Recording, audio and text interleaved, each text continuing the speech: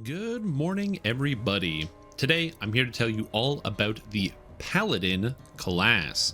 Now, Paladin is one of many melee-focused classes, and while you can play a Paladin as like a bow-type character and different types of capacities, maybe even a tank-type character, sword and shield, big sword, today we're going to be talking mostly about big sword Paladin, as I think it's the easiest way to get into it, and besides, what's a better way to smite evil foes than by cutting them entirely in half?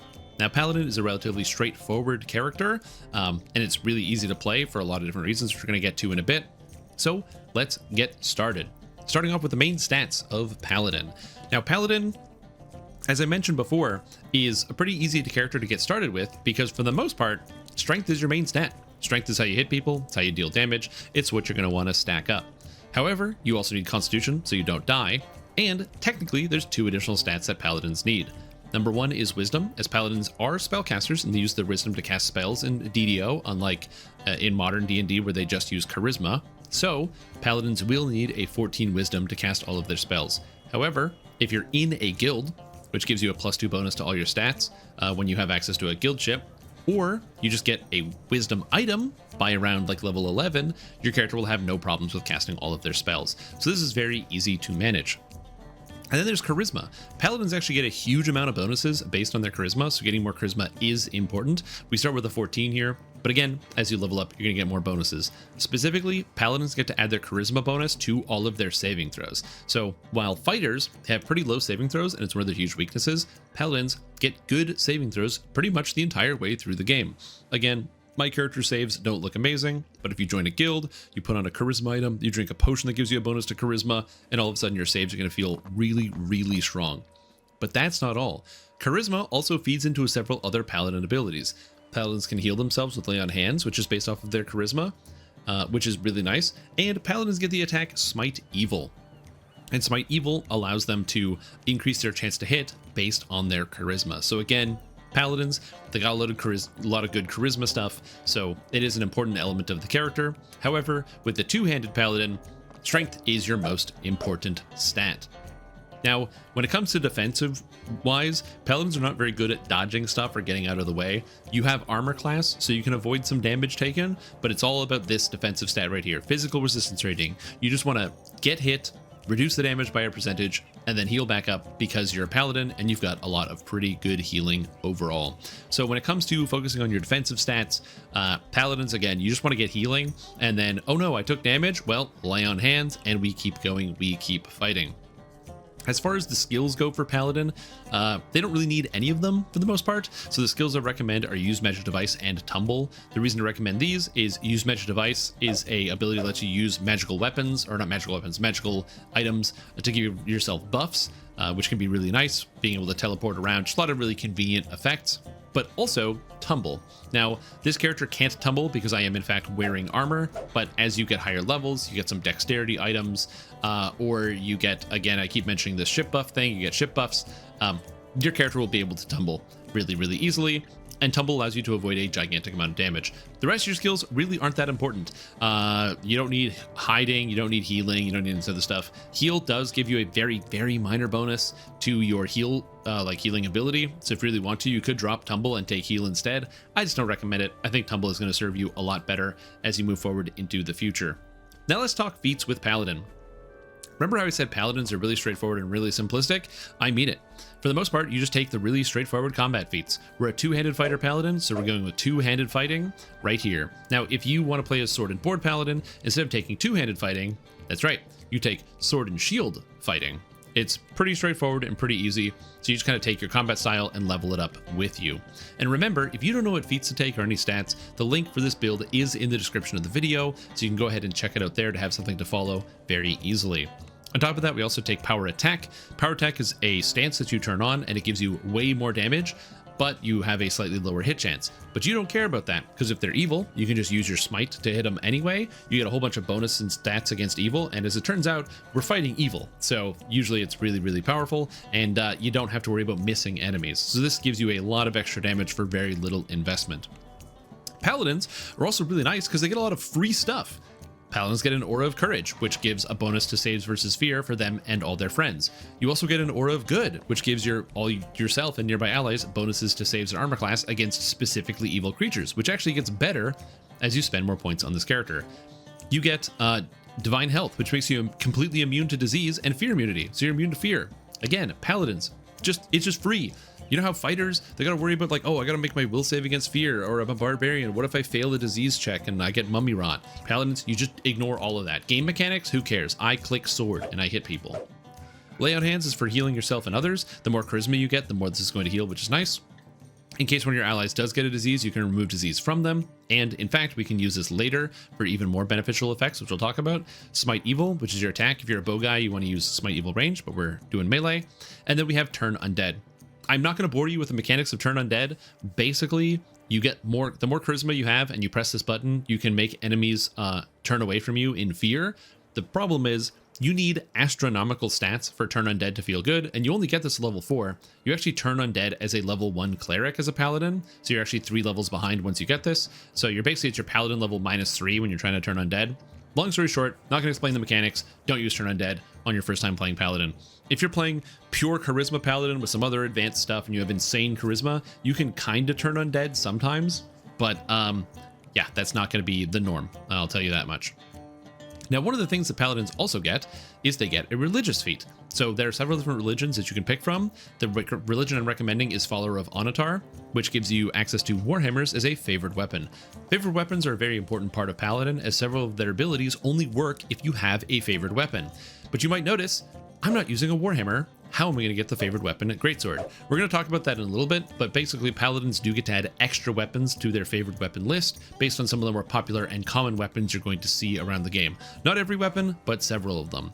The reason why we pick Onatar specifically is you get an upgrade called Onatar's Forge. And what this does is it's a buff that you get at level 6, that when you press it, it gives you just more damage for a duration.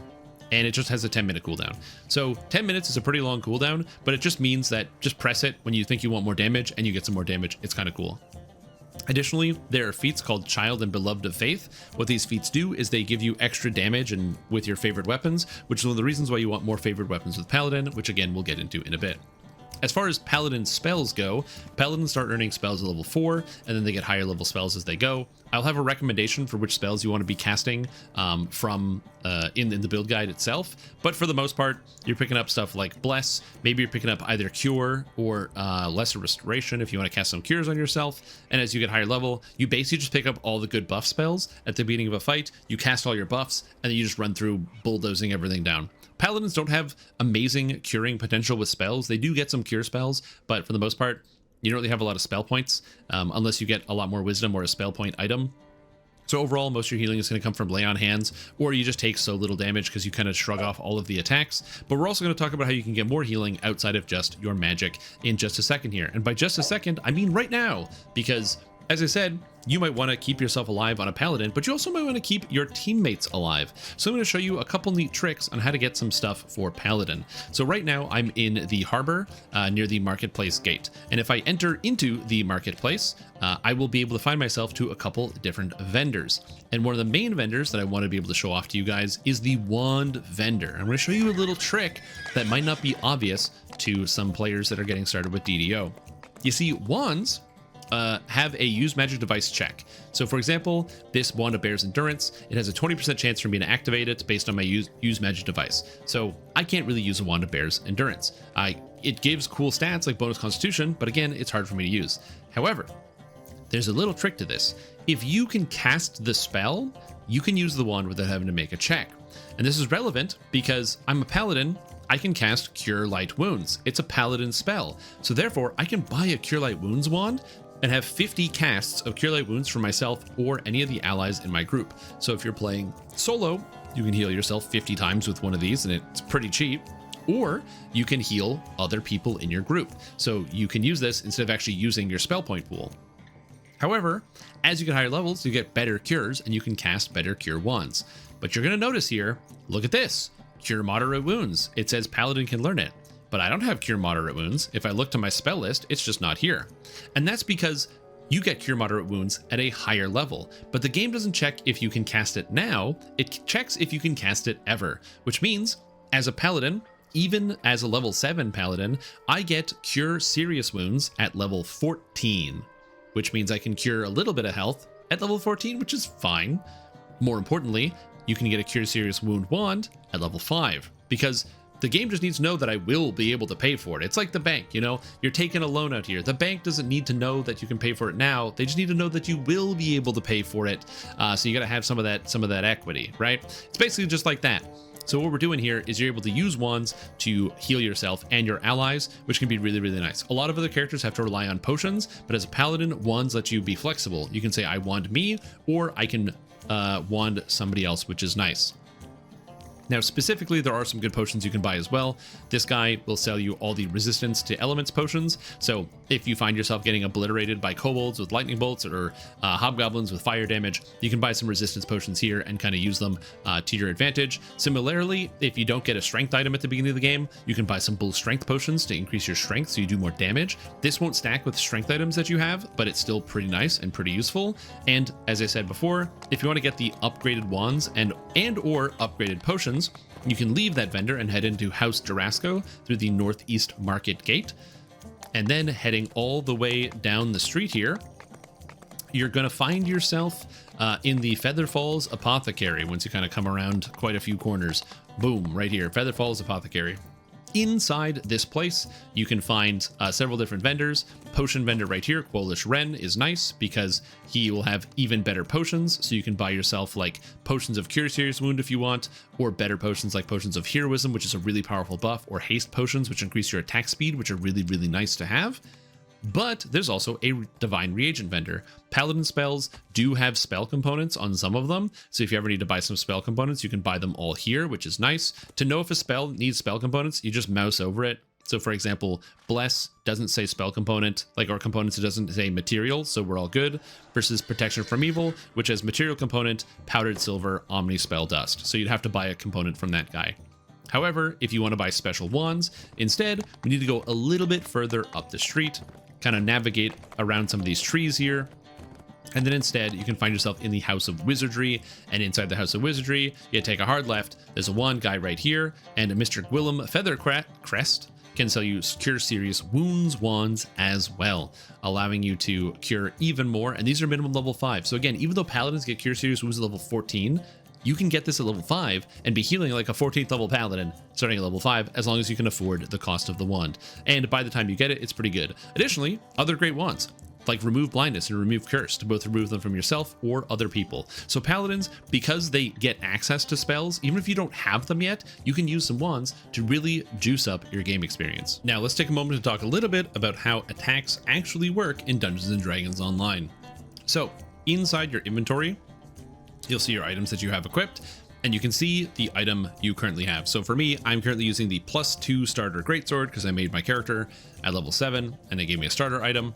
This weapon, you can see the damage. It tells you right here, damage 2d6s. That's 2 6-sided die rolls. So that's basically 2 to 12 effectively. +2 damage because it's a +2 weapon. And then it critically hits if I roll a 19 or 20. Dungeons & Dragons Online does have a dice rolling system. So whenever you attack an enemy, a little dice is going to appear on your screen and it will tell you what your roll was. So you can see if you roll a 1 or a 20 whenever you attack, which is always pretty fun. However, you can also see your attack and damage mod, strength, which means as long as it says strength here, which pretty much every single greatsword you pick up will do. Actually, I think all of them except for 1 in the whole game, or 2 in the whole game, will do.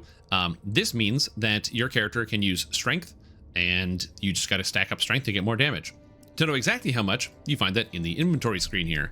So as you can see, these are my basic stats currently. I am +18 on my damage, so 2d6 plus 18 is my actual damage with the sword. This is including my actual stats, like my strength, other bonuses that I have. So if I hit a monster, it's 2d6, which is 2 to 12, plus 18.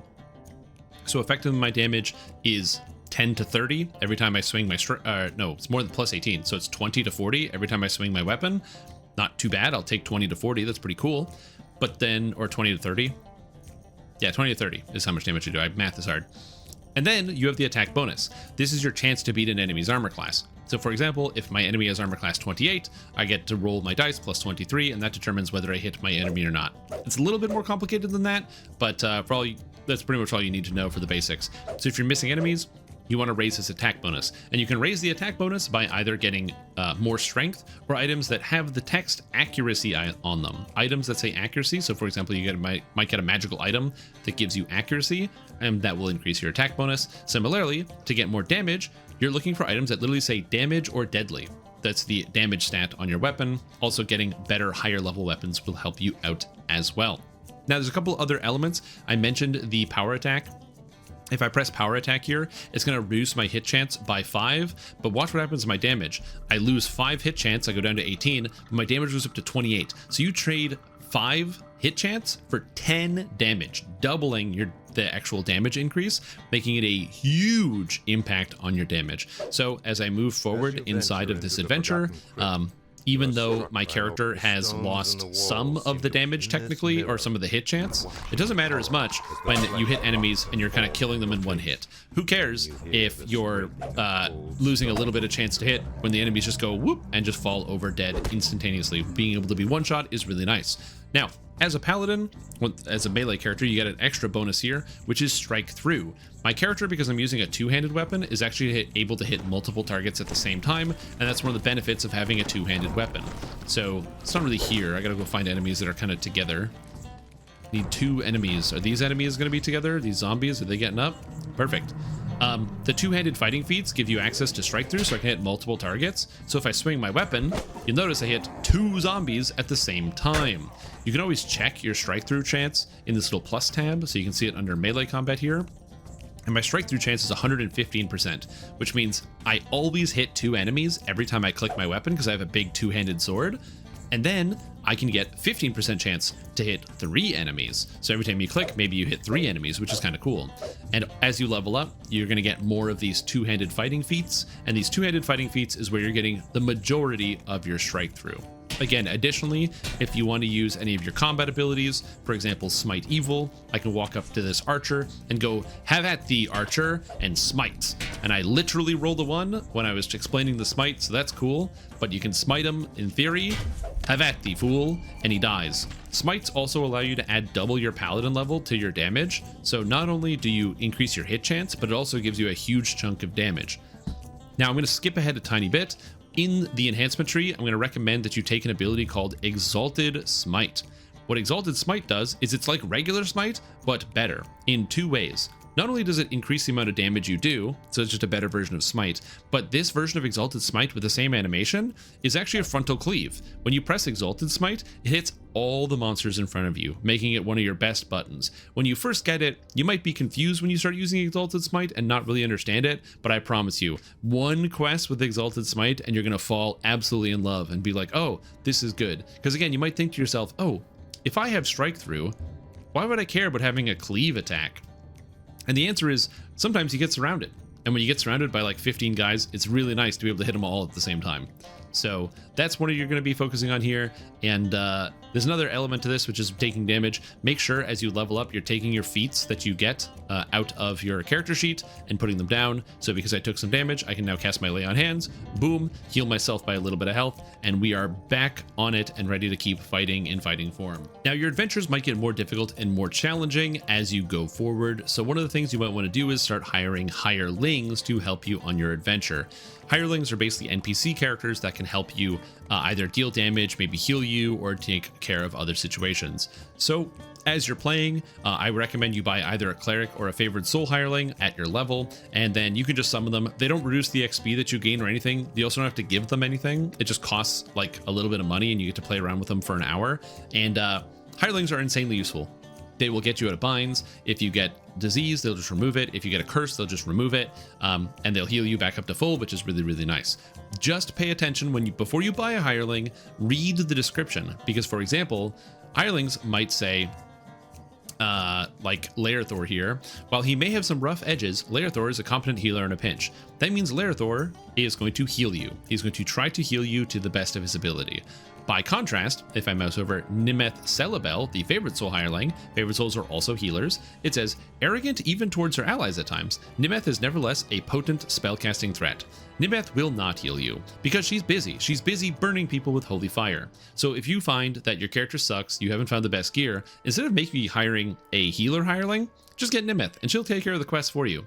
So just make sure you read the descriptions, because if you hire Nimeth and you're like, man, I really wanted a healer, he's not going to do the healing, but she will kill everything in the quest for you, which is pretty nice. All right, so now let's talk about your enhancement tree. As your character levels up, you're going to get enhancement points, so I'm going to do my best to summarize where you're going to be spending them.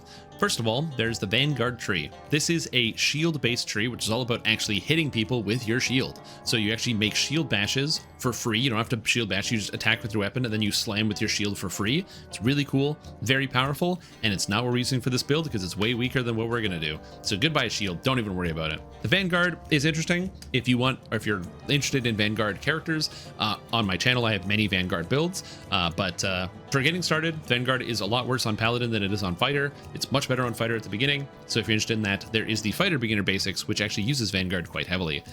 This character, however, is going to be a Knight of the Chalice. Knight of the Chalice is about killing evil. That's basically it. One of the first abilities you get is called Slayer of Evil. It's a toggle, it's an imbue toggle, and what it does is when you turn this on, you add light damage onto your attacks, and as you level up higher, it says you're going to gain imbue dice. That's going to increase the damage of this light toggle. So right now, if I turn it on, I get 3 extra d6s or 3 to 18 extra light damage on every hit, which is pretty good considering my base sword is only 2 d6s. So it's like I get to hit with an extra sword every single time, which is kind of cool. And it applies against everything, which is really nice. On top of that, you get stuff like extra smites, and most importantly, on the left side, you get Adept Combatant, as well as Holy Combatant and Knight's Training.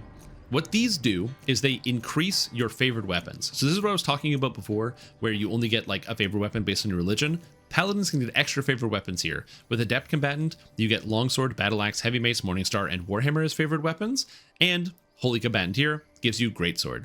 So you will want to get Holy Combatant as soon as possible to get access to Greatsword as a favorite weapon, because you will want to use Greatswords the entire time. Unfortunately, this character doesn't work well with any of the other two-handed weapons, so no mauls, no falchions, no great axes. You are locked into Great Sword with this type of character, but great swords are cool as hell, so just go get them and start slashing people down. So this is what you want to get. It gives you both damage with your favorite weapon and hit chance, but again, also makes it a favorite weapon, a great sword. Additionally, out of this tree, you get to pick up Exalted Cleave, which is just a button you press every 5 seconds, and it hits everybody around you. Really, really powerful. Once you get this button, I promise you're gonna fall in love. We get the Exalted Smite, which gives a huge amount of damage.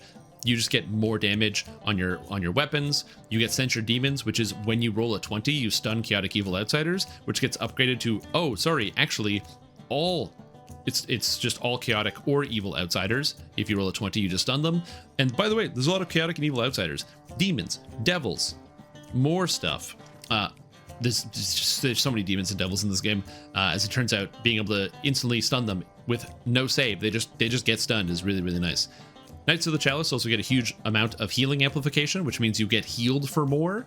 So instead of having to worry about getting like healing magic or trying to increase your magical power, instead, you just get healed for more. And the benefit of getting healed for more is if somebody else heals you, that heals you for more. You drink a potion, it heals you for more. It's really nice. No spell scaling, just healing. It's beautiful.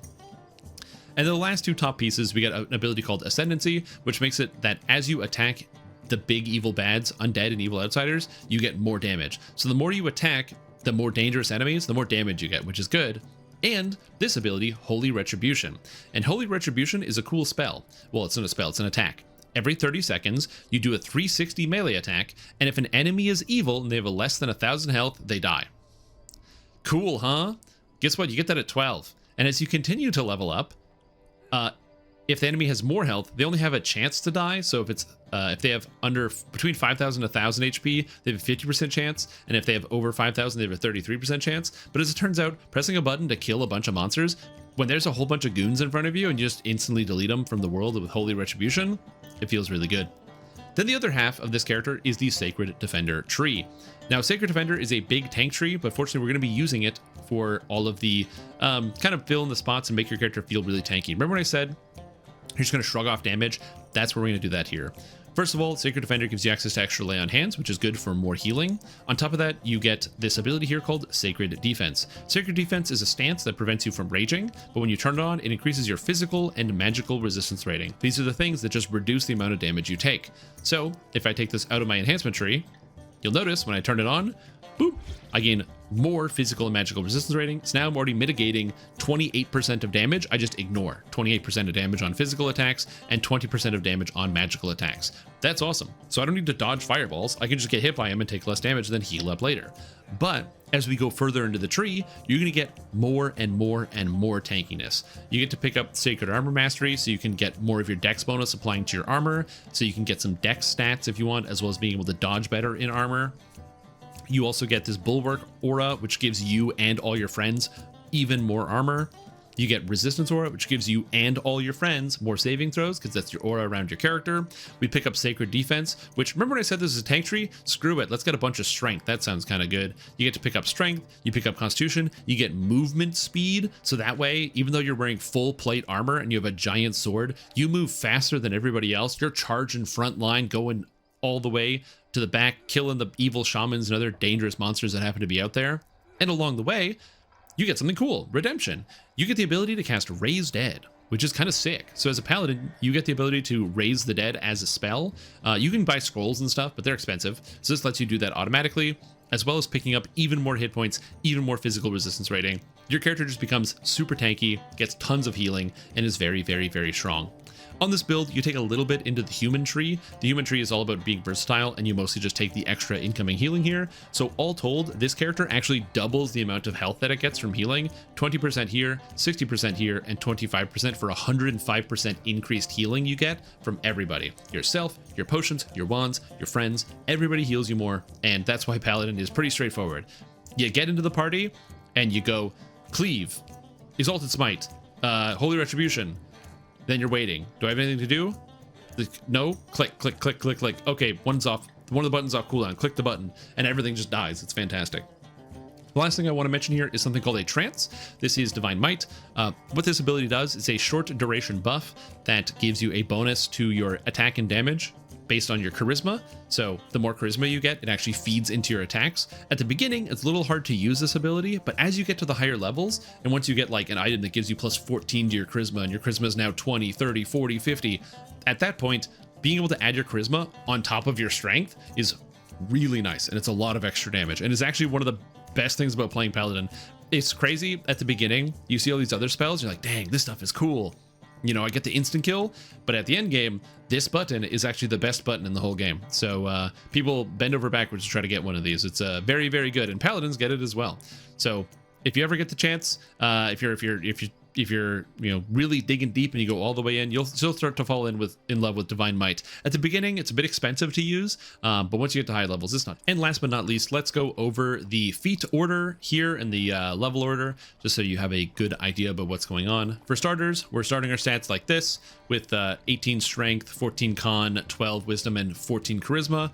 If you want, you could start with a 16 strength and put a little bit more points into your charisma if you're interested. A little bit of charisma and then maybe a little bit of wisdom. So you could go like 16 strength, 16 charisma, 14 wisdom, but it's up to you. I don't think it's really necessary. I think you're fine like this. We're going to put all of our level ups into strength here because that gives you damage. Your skills, you're going to want to take UMD and tumble. That's a mistake. So there's going to be tumble in here in the actual written format. When you can find this, it'll be there. But then on top of that, we've also got the feat order. Again, very straightforward. Two-handed fighting, power attack, your religion you're taking Onatar and the upgraded Onatar feat. Two-handed fighting, power attack, the child of feat. Improved critical, improved two-handed fighting. Again, just really straightforward damage feats the entire way up. It's just damage, damage, damage, damage, damage until the cows come home. As far as your spells, again, you're picking up like buffing spells. So Bless gives you hit chance, Angel Skin gives you defense, Righteous Command gives you damage, Prayer gives you damage, Magic Circle against Evil gives you defense, Death Ward gives you defense, Holy Sword gives you damage, Zeal gives you damage. So you're going to be picking up these spells as you go. As far as the enhancements, most of your enhancements are Knight of the Chalice, a little bit in Holy or Sacred Defender, and then a little bit of Human. And your leveling guide is you want to go into the Knight of the Chalice to get that Holy Combatant, so you can treat great swords as favored weapons as soon as possible. So you can do that by level 3. And then once you take Courage of Heaven, you go into the Sacred Defender to get the Sacred Defense stance, so you'd be really tanky. So by the time you're level 6, you're shrugging off damage from basically every attack. You got a giant two-handed sword and you're killing everybody. And then you just kind of finish out in Knight of the Chalice and take all the good stuff. Go back into the Sacred Defender and take the good stuff, and you kind of finish out there. Now, as you move into the end game, we get into the epic version. I have a video about epic destinies if you haven't seen it yet, so you can go ahead and check that out. in more detail, but your epic destinies are basically going to be Divine Crusader. You're a Paladin. It synergizes very well, giving you a bunch of smite stuff. You go Primal Avatar to get the Mantle of Nature, which is going to add a whole bunch. It's like basically a toggle that when you turn it on, it adds a massive amount of damage onto all of your melee attacks in elemental format. So monsters that resist physical damage will take elemental damage on top of that, and it scales really, really well. It's super powerful. And then lastly, in Fury of the Wild here, we get the attack Quick Cutter, which is currently the best melee attack in the entire game. And once you get Quick Cutter, all of the Paladin abilities are going to be way less valuable because Quick Cutter's, well, Quick Cutter is really good. Let's just say that. Quick Cutter is very good. So you're going to like this button once you get your hands on it. Anyways, that's all I have for Beginner Basics, the Paladin. So if you like what you saw, make sure you check out the playlist of videos below, so you can find those in there if there's any other classes you want to try or anything, things you might find interesting. Again, the build is also there, and if you are an expert Paladin, you've been playing Paladin for 30,000 years, you've been playing Paladin since D&D 1, and you have all the best advice, please leave comments below for the fledgling Paladins who are still learning to Paladin and so they know their Paladins and Paladon'ts, and they can kind of be led the right way down the righteous path of the Paladin. Again, I didn't talk about other types of Paladins, but I do actually have a bow Paladin build, which again, you'll be able to find in the Beginner Basics if you're interested, and a whole bunch of other stuff. But that's all I have for today. Thank you for watching, and I will see you in the next one. Bye-bye.